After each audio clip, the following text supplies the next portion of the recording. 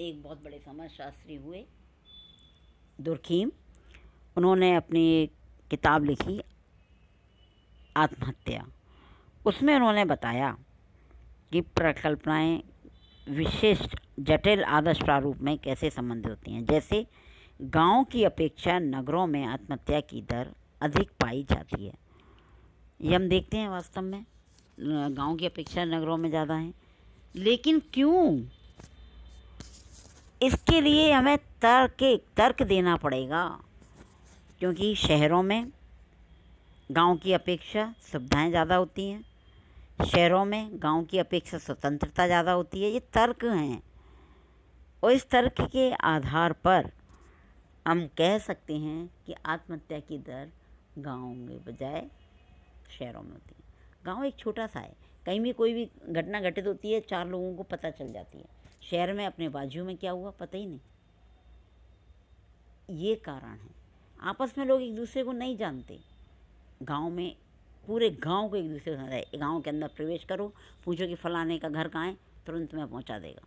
शहर में बगल में खड़े हैं, उसे पूछ रहे हैं ये वाला घर किसका है, किसने, उसे पता ही नहीं। तो ये सब क्या है?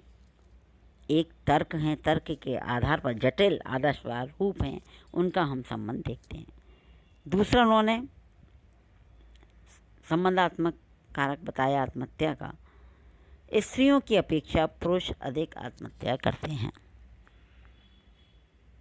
अपनी बुक में। हो सकता है कि आज के समय में, आज के दृष्टिकोण में ये सत्य हो या ना हो, लेकिन इन सिद्धांतों को लेकर हम उसकी क्या करेंगे, अध्ययन कर सकते हैं, अपने रिसर्च को, सत्यता को जांच कर सकते हैं। तीसरा जो उन्होंने बताया, विश्लेषणात्मक चरों से संबंधित। कुछ प्रकल्पनाएं विश्लेषणात्मक चरों से संबंधित होती हैं। कोई भी सामाजिक घटना अनेक कारकों का परिणाम होती है, फिर भी इसमें कोई एक कारक ही प्रमुख कारक होता है और अन्य कारक सहायक होते हैं। उदाहरण के लिए बाल अपराध के लिए मनोविश्लेषणवादी सिद्धांतकार मानसिक प्रकृति और दुर्बलता को, तो वंशानुक्रमणवादी बुरे वंशानुक्रम को उत्तरदायी मानते हैं।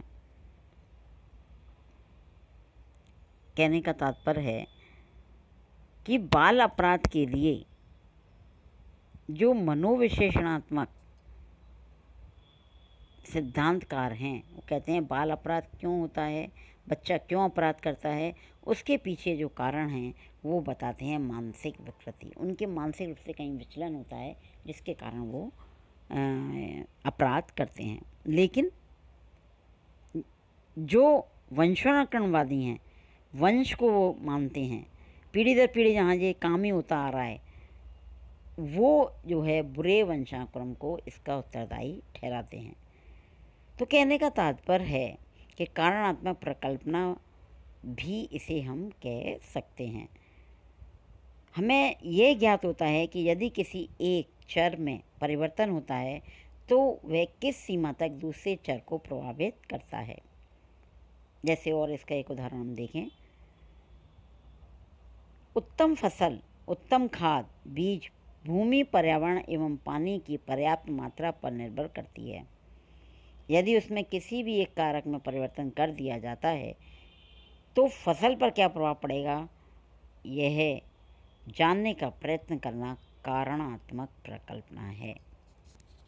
इस तरह से 3 प्रकार की जो है गुडे एंड हार्ट ने प्रकल्पना के प्रकार बताए हैं। इसके अतिरिक्त भी कुछ और भी प्रकार हैं, जिसमें है सकारात्मक कथनों से संबंधित। मतलब एक प्रकल्पना जो हम इस आधार पर भी बनाते हैं, जो किस पे हो, सकारात्मक कथनों पर, जो हम सोचते हैं उसके आधार पर।